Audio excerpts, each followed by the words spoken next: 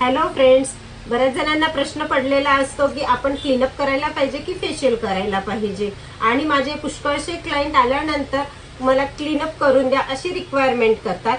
पण मला तुम्हाला आज या व्हिडिओमधून हेच सांगायचं आहे की क्लीनअप हे फक्त 14 वयोगटापासून 20 वर्षापर्यंतच्याच मुलींना क्लीनअप हे प्रॉपर रिझल्ट देऊ शकते. कारण त्यांची स्किन ही त्या वयामध्ये खूप छान असते, अगदी स्टीप असते आणि त्यांच्या स्किन मध्ये मॉइश्चर लेवल पण खूप छान असते. पण तेच जर 40 वर्षाची एखादी स्त्री आली आणि तिने क्लीनअपची रिक्वायरमेंट केली तर त्यांच्यासाठी क्लीनअप याचा रिझल्ट फारसा चांगला येत नाही. कारण या वयामध्ये आपली स्किन ही मॉइश्चर लेवल कमी झालेलं असते, अगदी ड्राय झालेली असते आणि त्या स्किनला तुम्ही जर फेशियल केलं तर मसाज पण खूप छान मिळेल आणि मॉइश्चर लेवल पण मेंटेन होईल.